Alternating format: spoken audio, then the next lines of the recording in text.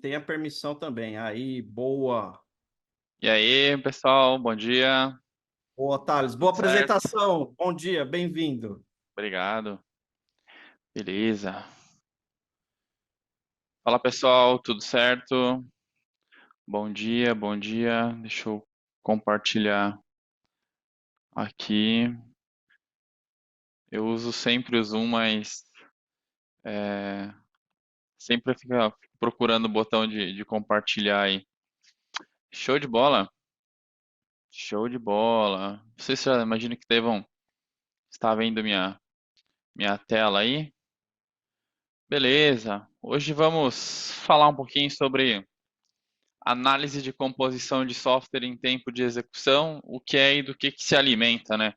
Então, igual quando a gente assistia o Globo Repórter, né, para saber do que é e o que se alimenta, o que vai acontecer. Então, hoje a gente vai ser um mini Globo Repórter aí, e onde vivem, isso aí, Alex. É o que a gente vai falar hoje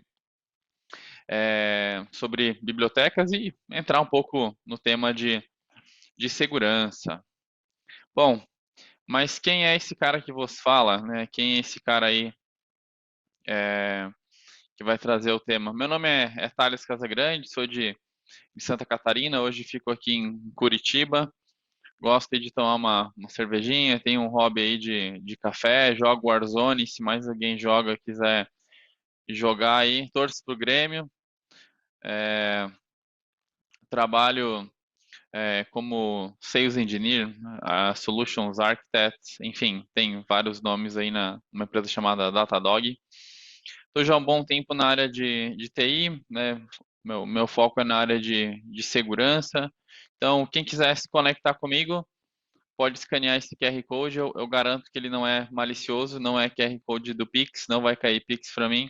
Então, podem é, escanear aí sem medo de ser feliz, que vai ter as minhas redes sociais, os meus contatos ali. Beleza? Show de bola. E aí, se você nunca ouviu falar na Datadog, a Datadog é uma empresa de segurança e observabilidade que ajuda as companhias ao redor do mundo a monitorar e a proteger as aplicações. Então, desde ambientes mais tradicionais, monolitos, ambientes modernos, devices de rede, experiência do usuário. Então, esse é um pouquinho da Datadog. Beleza? Obrigado, Datadog, por disponibilizar aí a agenda aí para eu poder participar.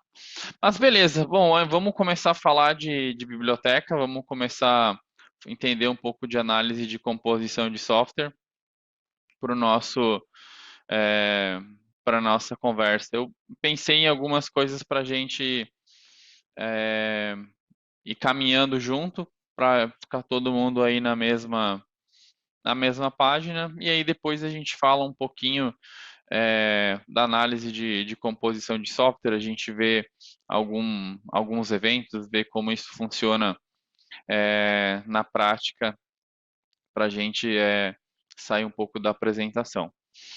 Bom, então um dado interessante do Gartner, né, que fala que mais de 90% das organizações utilizam open source. Então, se você nunca ouviu falar no Gartner, Gartner é uma empresa, eles fazem análise de tendência no mercado, análise de tecnologia, fazem é, em vários segmentos, né, eles comentaram que num dos estudos que mais de 90% das empresas utiliza open source. Então, a ideia, né, principal, no meu ponto de vista, o open source ele acelera, né, a adoção, né, de você desenvolver novas aplicações. Já tem bibliotecas prontas, tem componente pronto, tem software open source para você começar a monitorar, enfim, tem algumas ferramentas de backup, tem N opções aí. Então isso acelera, né? E para o desenvolvimento de software é a mesma coisa. E aí eu gosto desse desenho aqui do lado, né? Vi no Reddit uma vez, uma infraestrutura moderna de uma aplicação disruptiva, né, um e-commerce, enfim. E aí, essa aplicação gigante, moderna, disruptiva, utiliza bibliotecas, utiliza componentes de um cara que fica lá em Nebraska, né, e faz e mantém aí o projeto, ou muitas das vezes não, cria lá o componente, não descontinua e fica ali, e as companhias continuam utilizando, e todo aquele software que é para ser disruptivo acaba caindo no comprometendo, né, a segurança e a estabilidade, né? Uma vez que você talvez atualize, você pode quebrar aí a sua a sua aplicação. Então, e aí, uma outra coisa, não sei se vocês sabiam, lá em 62, a NASA foi fazer uma tentativa de mandar uma nave para Vênus. Isso aqui é verídico. Se você jogar no Google, no chat GPT ali, é, tá aí todo mundo usando. É, foi fazer a tentativa de mandar uma nave para Vênus e ela saiu do curso, né? Deu um problema aí por conta de um bug, né? E aí os caras tiveram que explodir a nave, né? Mandar tudo pro espaço, literalmente, né? Então, por conta de um bug no software. Então, isso acontece, né? Não deveria acontecer, ainda mais projetos que são caros, né? Então, às vezes a gente bota aí o esforço e tem que jogar tudo fora, né? Aquele projeto que a gente tá desenvolvendo. Então, muito cuidado nisso. E aí, saindo agora um pouco do espaço, voltando aqui para o nosso planeta, tem um estudo chamado The State of Application Security, que ele fala um pouco sobre vulnerabilidades em ambientes, ataques em ambientes e componentes com vulnerabilidades em linguagens.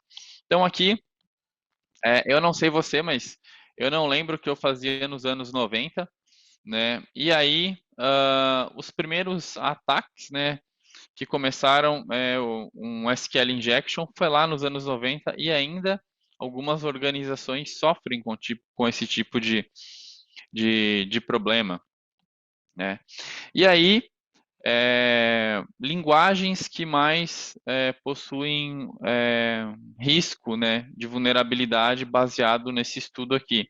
Então, Java, .NET, Node, Python, o Java aí como top, muitas das vezes é utilizado, né, acaba não atualizando, ficando versões legadas ali e tornando mais inseguro, né, você tendo problemas de segurança, como um bem conhecido por todo mundo aí, o Log4j. E aí, olhando um outro cenário, né, 11% dos ataques em ambientes não produtivos, né? Então, aquele ambiente que estava exposto para a internet, que em algum momento não deveria estar, né? E 72% dos ataques em ambientes de produção. E aí um outro dado importante aqui, olhando para o contexto disso, né? Então, existem várias formas de detectar vulnerabilidades em bibliotecas, em componentes, e uma delas é no contexto do tempo de execução. Então, se a gente passar por um filtro, né, e organizar ali por criticidade e importância, né, então a gente consegue reduzir aí por um número muito menor o que realmente é crítico e pode afetar o nosso ambiente. E aí, mais alguns dados, né, para a gente ir entendendo um pouco mais a importância, né? agora de um report chamado The State of Open Source Security. E aí uma pergunta, né? Com que frequência você audita o seu código relacionado à vulnerabilidade? Então, 2% não sabem, né? É, mensalmente, diariamente, de forma contínua, semanalmente. Então, e aí uma pergunta para vocês, né? Como vocês fazem auditoria? Com que frequência vocês fazem auditoria no código de vocês? E aí uma outra pergunta, né? Com que frequência você descobre vulnerabilidades no seu ambiente, né? Então, aí baseado em notificações de indústria, baseados em ferramentas de automação, e aí cada um tem uma forma de fazer e tem aqueles também que não sabem, né, como descobrem, né, como tem, ou os hackers aí, né, eu particularmente não gosto muito de, da expressão hacker no sentido pejorativo, então aí por cybercriminosos, né. E aí entendemos um pouco de problemas, né, e problemas comuns de vulnerabilidades, de riscos, de componentes que as aplicações têm, certo? E aí vamos olhar agora isso para o nosso ambiente, um exemplo de uma aplicação de teste. Então aqui é um exemplo, tem um repositório do Google lá de uma boutique online de microserviços, né? E aí olhando para um ambiente de microserviços, tem um serviço de e-mail, geralmente, serviço de pagamento, de entrega, tem o nosso front-end, tem o nosso serviço às vezes, de recomendação, de cartão, enfim, tem vários serviços envolvidos aí dependendo da sua arquitetura. E cada um desses serviços, eles podem ser desenvolvidos em linguagens diferentes. Então, meu front-end está em Go, o meu serviço de pagamento em Node. Então, cada um aí, dependendo de como é no seu time, aí você tenha essa liberdade de fazer isso. Java aqui, Python, enfim. Então, uma aplicação ela é composta, sendo bem simplista, de linhas de código, bibliotecas e outros componentes. Beleza?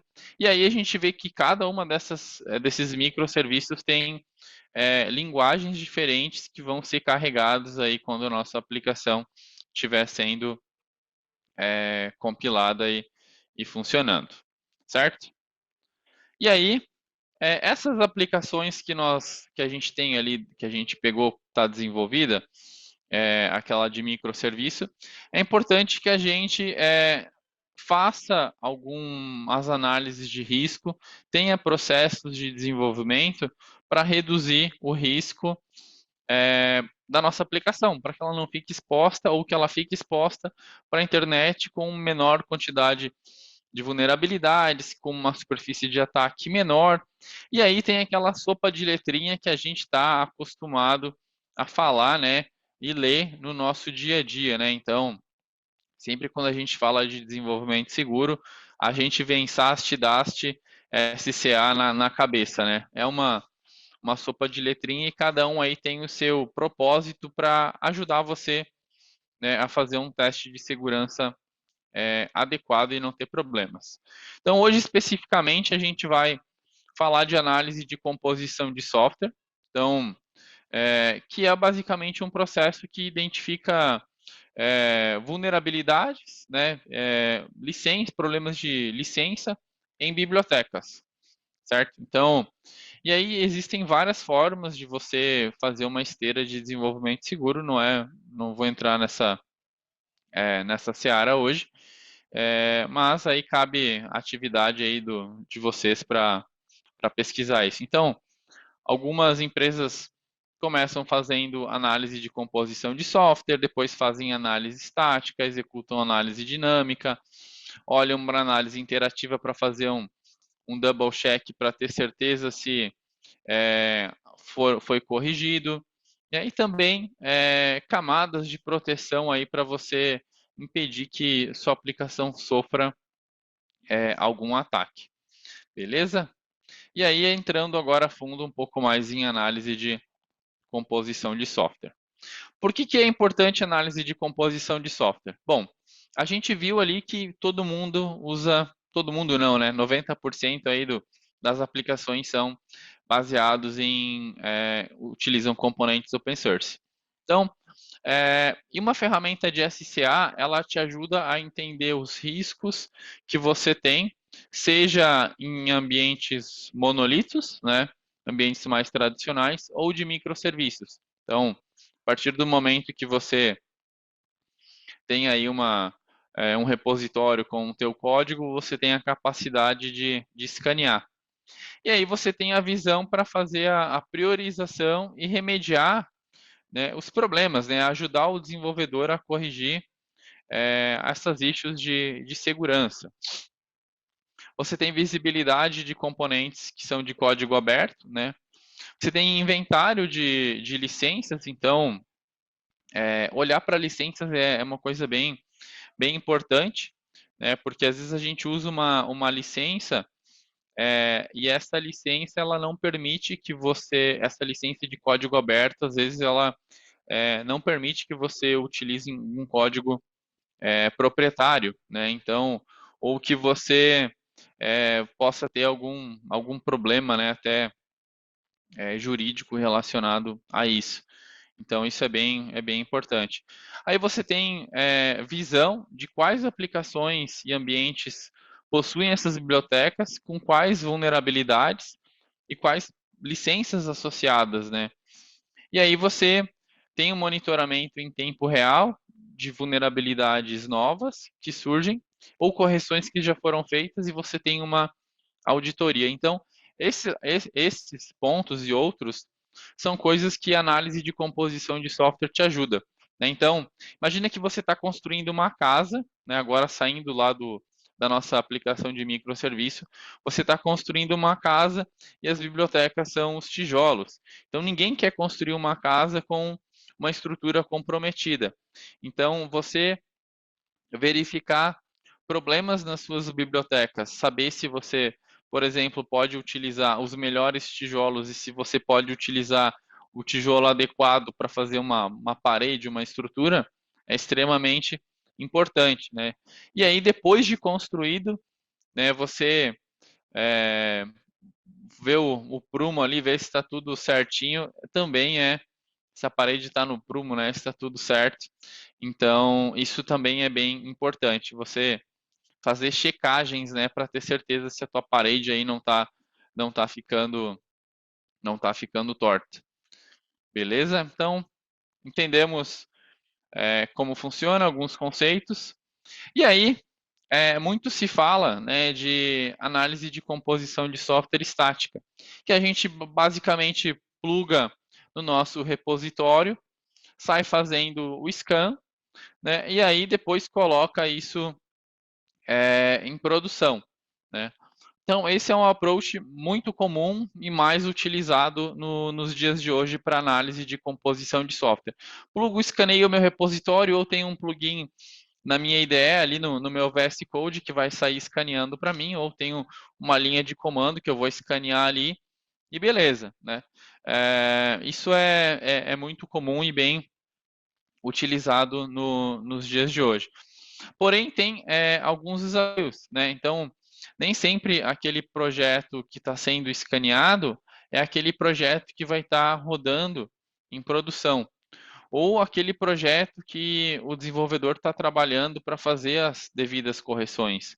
Então, às vezes, você não tem visibilidade de coisas que estão em produção versus aquilo que você está desenvolvendo, né? Então, e aí, quando você começa a olhar para análise de composição de software em tempo de execução, você tem essa visão que consegue comparar e fazer um double check dos problemas, né? Então, para saber se aquilo que tinha foi realmente corrigido ou se apareceram novos problemas, né? Então, identificar se por exemplo, no repositório que você está trabalhando, na aplicação que você colocou em produção, pode ser aquela ali da boutique online, apareceram novas vulnerabilidades, né? Então, isso é importante, porque no momento que você compila e executa o código, talvez nem todos os componentes vão ser carregados ali.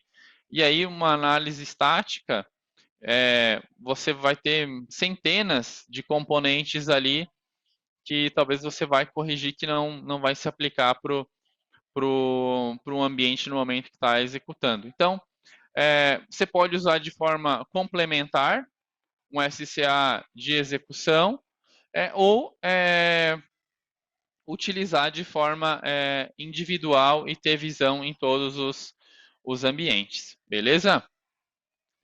E aí, aqui tem alguns desafios que a gente vê no dia a dia, né? Então, às vezes as equipes de desenvolvimento, de DevOps, de segurança, não têm a mesma visão. Então, o time de segurança está olhando lá só aquilo que tem problema, né? Então, cara, tu tem 30 vulnerabilidades ali, você tem todos esses problemas. E o time de DevOps está trabalhando em outros projetos sem, sem o mesmo contexto. E isso pode ser um problema. Então, quando você consegue unificar as visões e ter e saber se foi realmente corrigido ou não, isso ajuda bastante. E aí agora vamos olhar um pouquinho na prática como que isso funciona.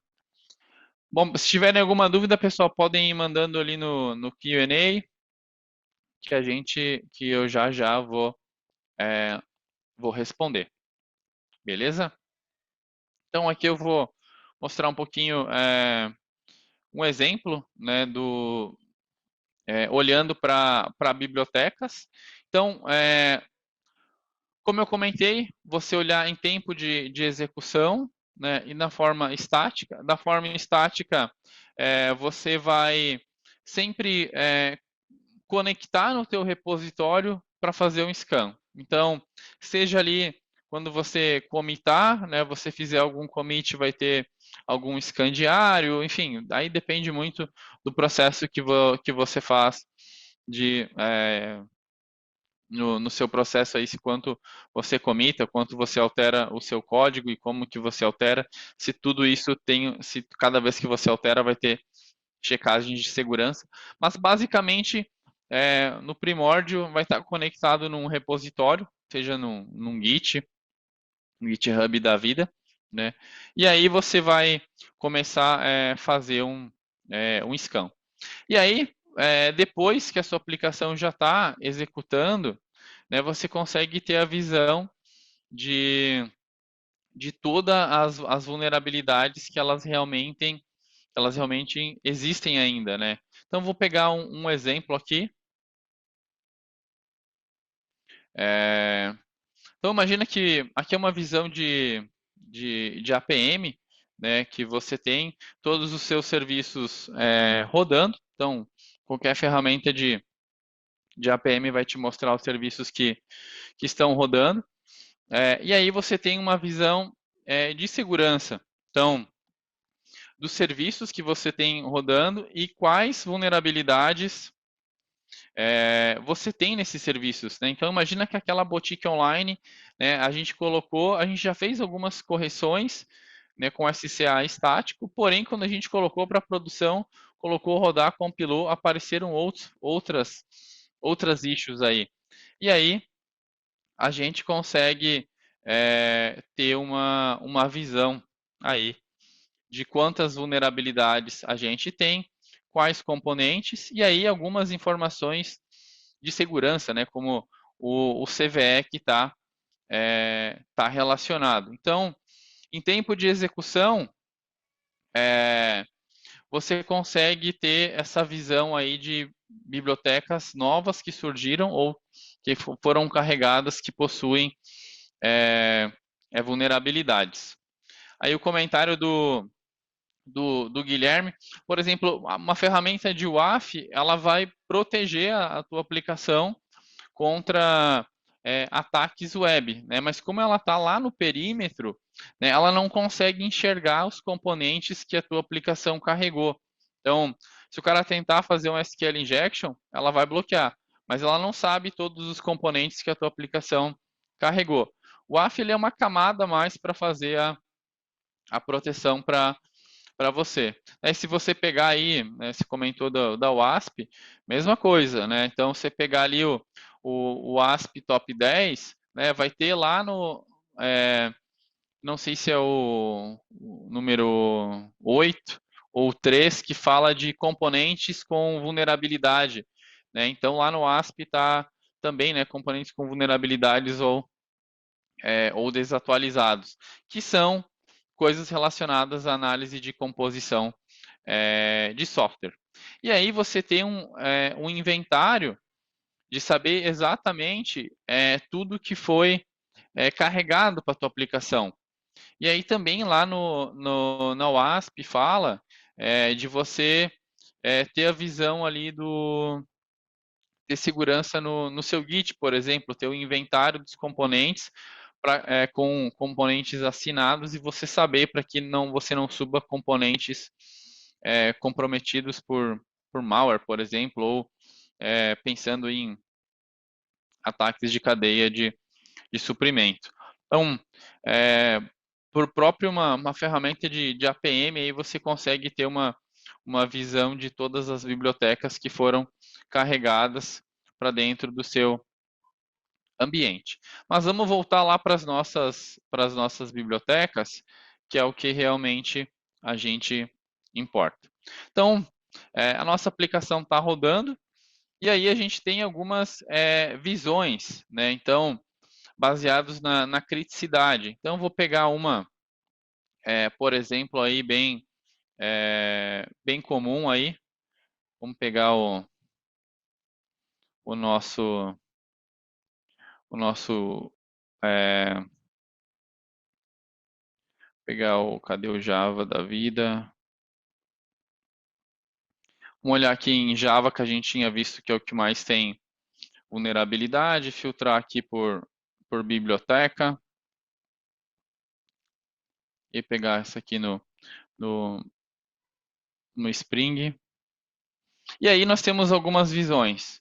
Então, falando do Common Weakness, né, que é as fraquezas que a nossa aplicação tem, o número do Common Weakness, o CVE, que é um boletim, né, que fala dessa vulnerabilidade, certo?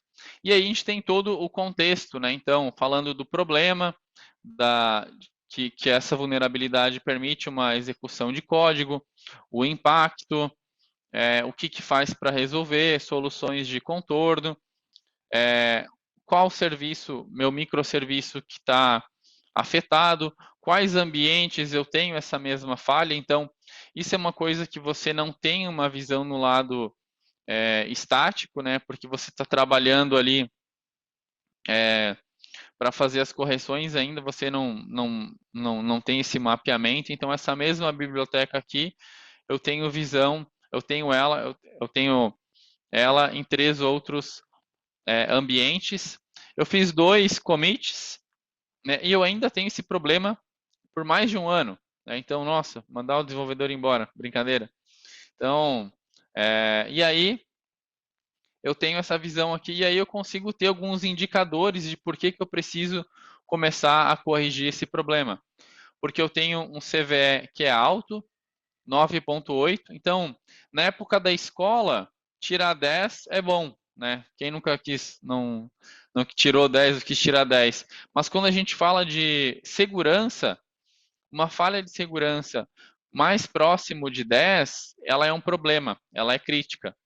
E aí a gente avalia algumas coisas também que só você consegue ver em tempo de execução.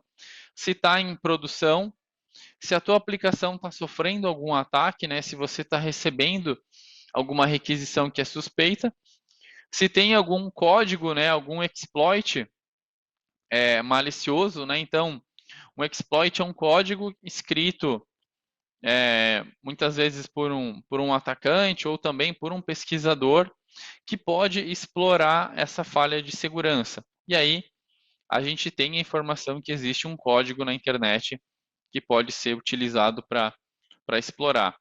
E aí a probabilidade dessa falha ser explorada nos próximos 30 dias.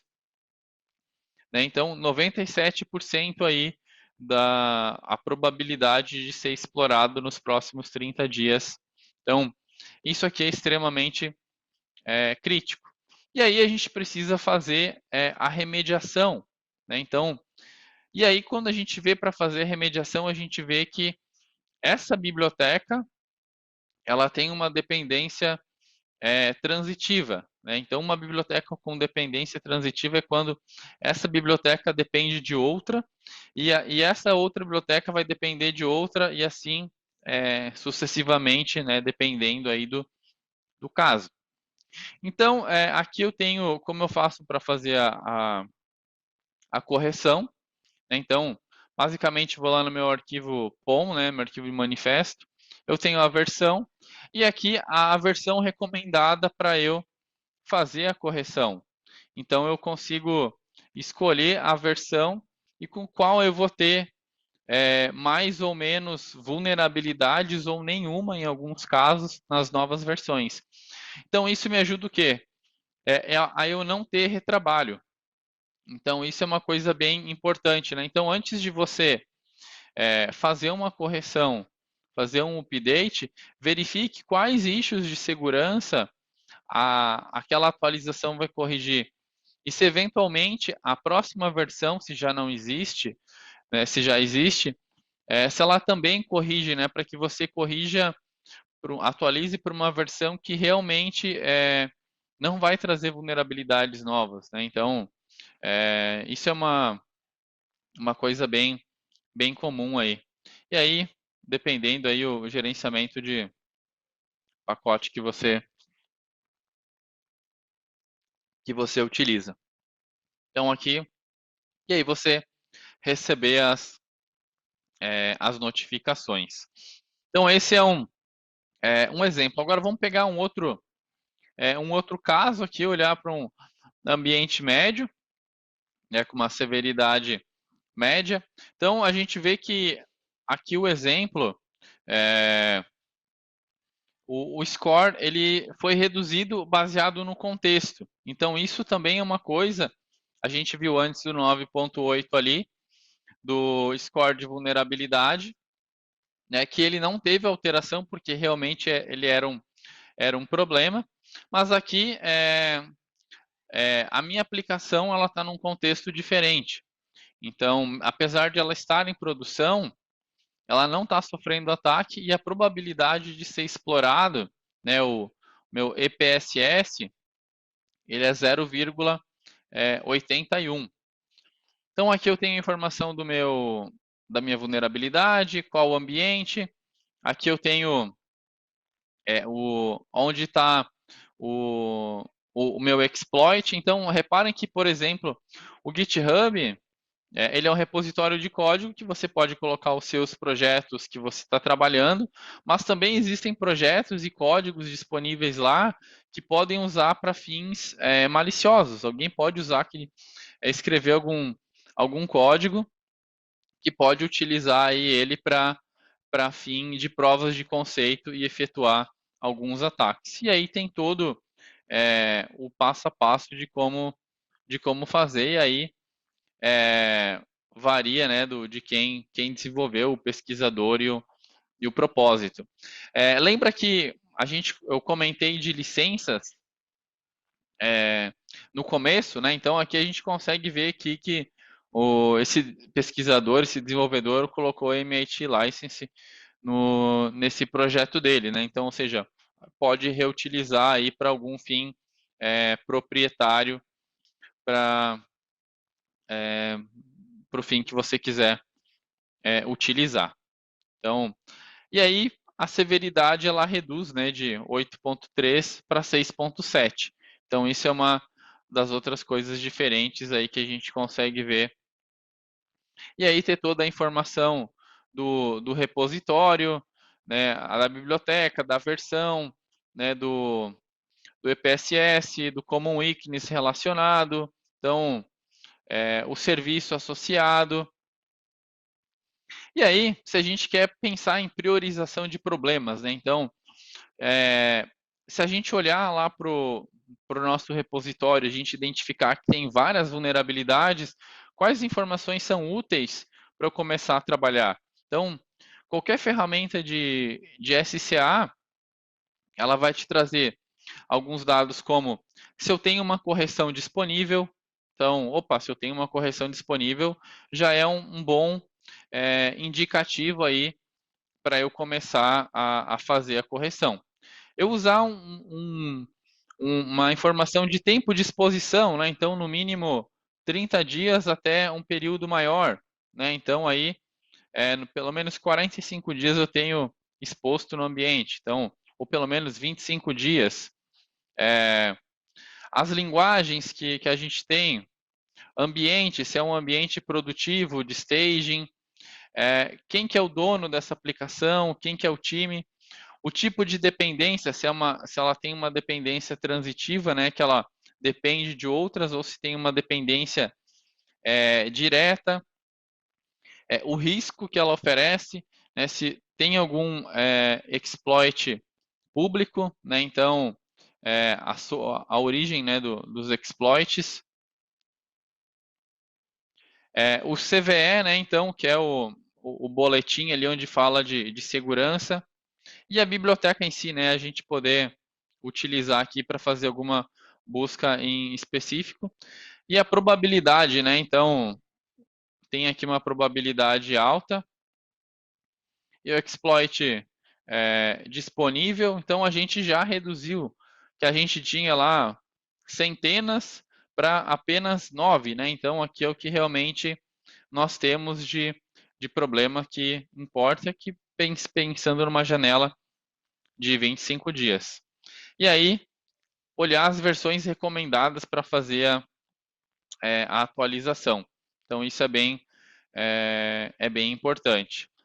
E aí, outro ponto que eu comentei, a gente tem um inventário disso, né? Então, até para a gente fazer o famoso, né, o Software Bill of Material, né? Então, ter uma informação de todos os componentes que as nossas aplicações estão utilizando, ter um inventário disso e saber as licenças que elas estão usando. Então, você utilizar um catálogo, né, seja numa ferramenta sua aí de ITSM que permita usar um catálogo ou uma ferramenta de AppSec que você consiga ver, é você ter um catálogo e ter as informações de todos os serviços que você tem, das licenças que essas bibliotecas elas estão utilizando, né? Então, licenças do MIT,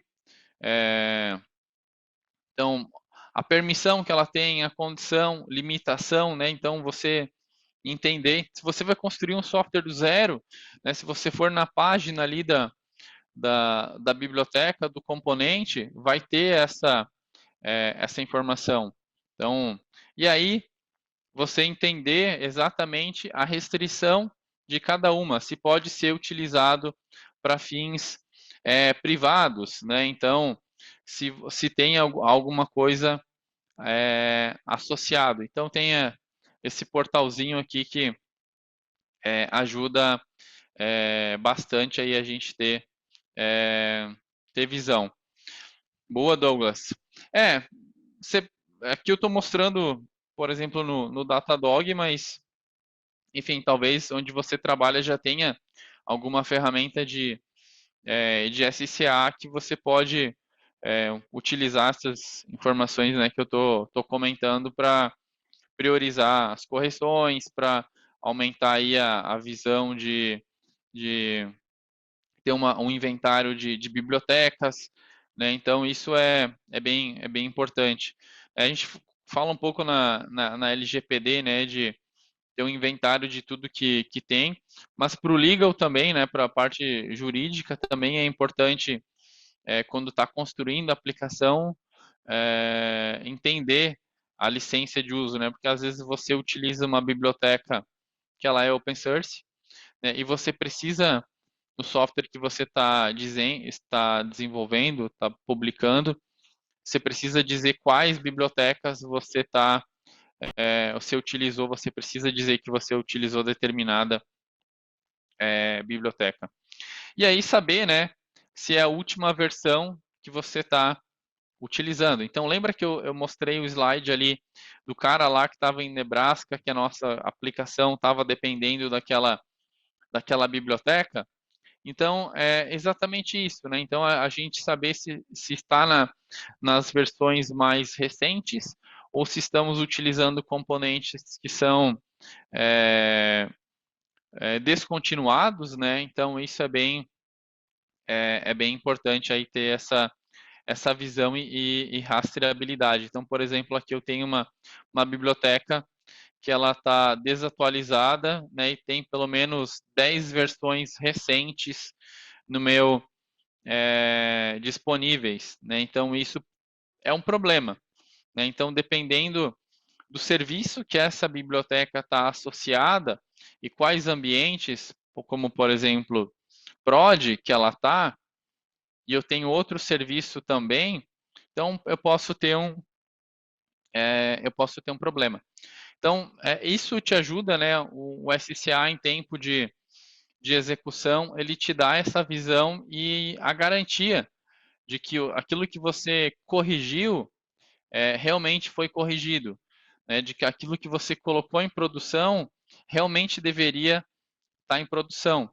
Porque a gente sabe que no dia a dia, às vezes, vamos desabilitar aqui o controle de segurança porque tem que ser é, colocar em produção, a diretoria está pedindo, é uma campanha nova, e aí a gente coloca um serviço em produção, né, que oferece alguns riscos, né, então isso é bem importante tomar cuidado. E aí você ter alertas disso, né, então hoje, praticamente todas as empresas que eu converso, que eu falo, ou utiliza o Slack, ou Teams, ou o Google ali, né? O Google para você conversar. Então, cara, se você tem ali os grupos, né, de desenvolvimento, cara, cria um channel, um canalzinho ali para receber notificações de problemas de segurança, né? Coloque os seus desenvolvedores ali junto, né, para que você consiga ter os alertas e claro, e aí mesmo se a tua aplicação tem problemas de segurança, aí tem outras camadas ali que você pode proteger, como o colega comentou ali, né, o Guilherme de um AF. Então, segurança é sempre camadas, né? Então é uma cebola, né? A gente só não pode chorar, né, aí quando está descascando a cebola. Mas você ter análise de composição de software, você ter verificações estáticas, interativas ou dinâmicas e camadas de, de proteção para o ambiente. E aí, voltando aqui para os slides, algumas dicas aí. Então, vulnerabilidade, né? Poxa, eu tenho várias, né? O que eu posso aceitar? Qual que é o menor impacto para o meu ambiente? Melhoria contínua, né? Então, cara, automatizar processos. A gente não precisa reinventar a roda, né? Então, entender o nosso negócio, utilizar frameworks aí como WASP, SYS, NIST, que são frameworks de segurança que vai ajudar a gente a entender a nossa arquitetura, planejar, pensar em planos de resposta a incidente. Então, isso é bem importante. E aí, a segurança é um dever de todo mundo, né? Então, se você tem um time de SI e está desenvolvendo uma aplicação, cara, converse com ele, crie um programa de Security Champion, né? Então, se você quer estudar um pouco mais, né, tem projetos open source com propositalmente vulneráveis aí como DVWA, Goat da vida, Node Goat, Java Goat. Então tem vários aí. Tem a inventário, né, dos componentes de aplicação, tem a visão de da sua arquitetura, né? Então, poxa, tem uma aplicação que roda no provedor de nuvem XY. Cara, o que ela utiliza, quais serviços, quais componentes de nuvem utiliza, no back-end, o que roda. Então, você ter essa visão aí te ajuda ter mais segurança no ambiente. E aí uma frase filosófica, né? Então, seja qual for o pipeline, né? Se é segurança, teste, desenvolvimento, a gente ter certeza que ele vai ter código de qualidade para fazer o cliente feliz, né? Seja nosso cliente interno feliz, seja o cliente externo para que aquele que a gente está desenvolvendo ali a nossa aplicação. Ferramentas, elas são importantes, certo? Mas você fazer um assessment de maturidade também é importante. Senão você vai ter várias ferramentas, né? Então, o exemplo da casa, a gente vai botar a bitorneira, um carrinho de mão, a gente vai botar uma serra, a gente vai ter concreto. Cara, beleza, eu tenho tudo isso aqui, mas como que eu utilizo, né? Ou se eu estou utilizando da maneira correta. E aí, tá aqui nos links disponíveis um assessment de modelo de maturidade de DevSecOps que ajuda você a entender onde você está e entender onde você quer chegar, né? Não é relacionado a ferramenta, né? Quando você responder isso, não vai te falar, compre todas as ferramentas aqui, né? Então é mais para entender o que você precisa fazer e aonde você vai querer chegar com o seu time. Bom, esse era um pouquinho daquilo que eu queria compartilhar hoje, falando de análise de composição de software, né? Então, aquilo que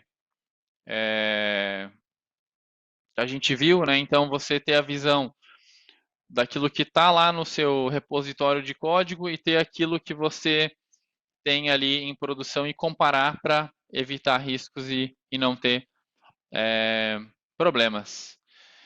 Boa, eu acho que a gente vai ter um quiz. Te preparou algumas perguntas. Deixa eu parar o Ótimo. compartilhamento.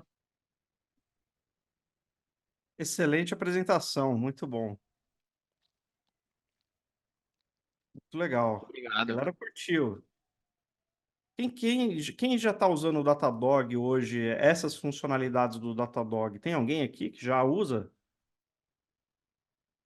Que eu tenho várias empresas aqui que eu trabalho que já usam o Datadog em produção.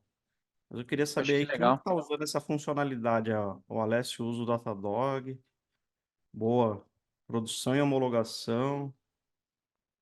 O Datadog é uma ferramenta fantástica. Eu, particularmente, não conhecia, Thales, essa característica da ferramenta. Muito legal. Boa. Bibliotecas ali, né, pelo APM já fazer parte, é muito, muito simples você começar a olhar para outras coisas, né? Então, Das frentes, isso é né? bem importante. Mas ferramentas são formas de resolver problemas, né? Entender os problemas, criticidades, eu acho que isso é bem importante também, né? Legal. Bacana. Muito bom. Excelente apresentação. Vamos para o Kahoot. Você pegou pesado, Thales, ou pegou leve aí nas Não, perguntas? algumas eu acho que ficou difícil, É, mas acho que a galera vai se sair bem aí. fiquei feliz agora, hein? Você falou que algumas foram difíceis. Fiquei feliz. Muito bom. Pinta na tela, então. Tá aí, ó. 903-6184. Vou dar um tempinho aí para a galera se conectar ao Beleza. Kahoot. Bora lá, galera. Vamos lá. Eu gosto dos nomes. Pô, é fantástico, né? E o nome, ele não, o caractere, eu imagino que ele gera aleatório, né? Então, às vezes o nome, tipo, antes eu tinha uma caveira ali, que era o cisne e era uma caveira, né? Eu achei muito engraçado. É aleatório, é aleatório. Muito bom.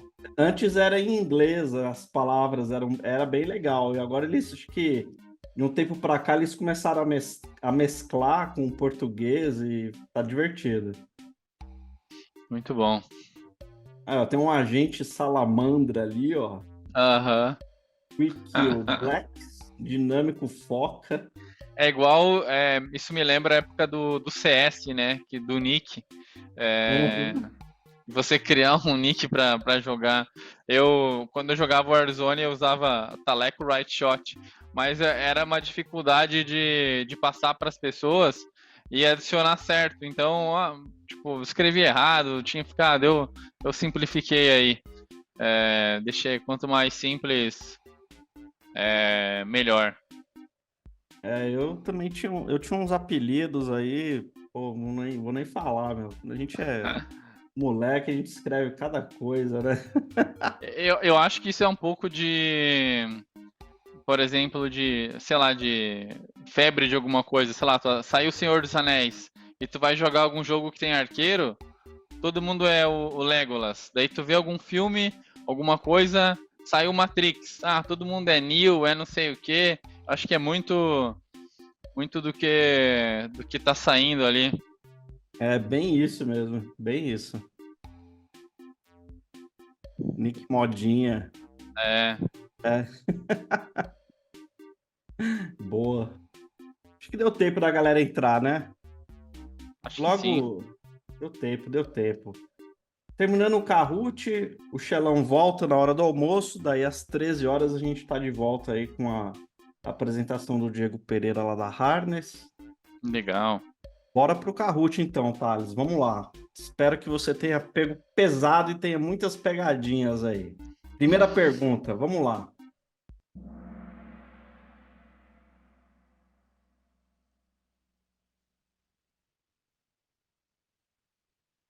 Vamos ver. Pam, pam, pam, pam, pam, pam. Valendo, hein? Primeira. Que é uma dependência transitiva de bibliotecas. Em bibliotecas.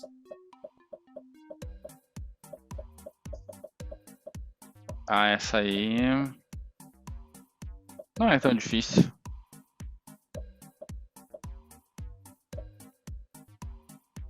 Vai dar boa. O pessoal vai bem. Aê, ó, o pessoal foi bem, o pessoal foi bem. É, Aí, ó. Águia feliz ali, ó. Valente Koala. Vamos lá, H você feliz ficou feliz. ficou. Qual é o Ai, significado da sigla CVE?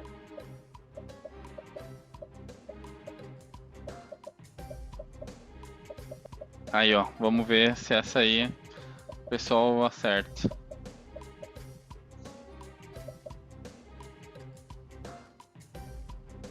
Pam, pam, pam, pam. Aí, ó. Common Vulnerabilities and Exposures. Muito bom, Aí. muito bom, ó. Valeu, hein? Essa tava difícil, confesso. Essa você salvou a minha garganta. É que confunde um pouco. Olha lá, ó. Creative Sea Lion, Adorável Búfalo. Terceira pergunta, vamos ver como é que fica esse ranking. O que é um exploit? Aí, ó. Aplicação que executa testes de segurança, hein? Será? Vamos ver se quem prestou atenção. Eu até mostrei, acho, né? Eu Mostrou, mostrei. mostrou. É. Vamos ver se o pessoal ficou esperto. Aí, nossa, a galera tava muito ligeira. Quase, É. quase saiu uma carena nessa resposta aqui. Um código que pode ser usado para explorar uma falha na aplicação. Boa, muito bem. Então, muito obrigado aos quatro amorosos amigos ali, ó. Vamos ver como é que estamos. Aí, ó, Adorável Búfalo assumiu a posição. O Joyful Yak tem a maior sequência com 3 respostas. O cara tá queimando o asfalto. É. Pedir música, né? No Fantástico. Será? Vai, vamos lá.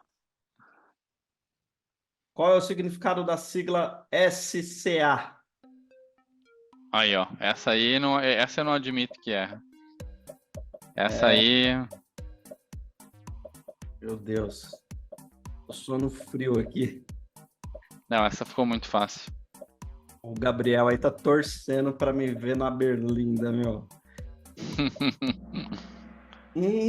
Olha, a galera tava dividida, hein? Nossa. Galera dividida, hein? Olha, Software Composition Analysis. Aí, ó. Nossa.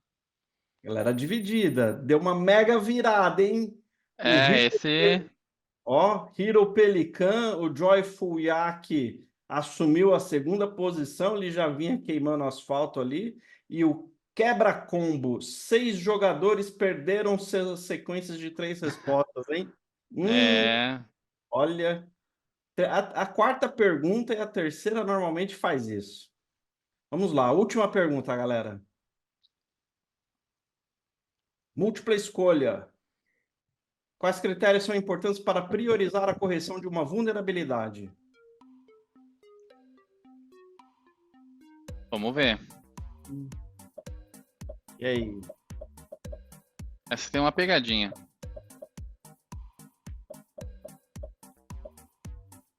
Vamos ver, vamos ver. Eu mostrei também. Boa, aí, ó. Se existe uma correção, uma criticidade, se existe um exploit disponível. Ah, Muito tempo do desenvolvedor não, né? Porque às vezes o tempo dele é um tempo que leva muitos anos. Então, não é a melhor forma. boa. Muito bom. Como é que ficou o nosso pódio, então? Temos aí, terceiro lugar, Creative Sea Lion. Põe o nome de vocês aí no chat para eu saber quem é. O Hiro Pelican em segundo. E no primeiro lugar, Adorável Búfalo. Ótimo. Parabéns, galera. Aê, Gustavo. Show. Fernando também. Parabéns. Cadê vocês aqui? Peraí. Aí, quem é? Fernando Vagbani. Boa, parabéns. Parabéns aí, parabéns, galera. Muito bom. Topzera. Top, Thales, top. Muito bom. Thales, muito obrigado, cara. Você sabe que Tamo junto.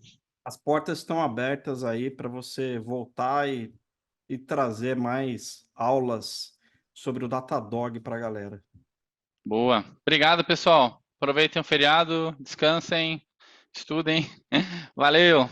Valeu, Thales. Um abraço. Obrigado.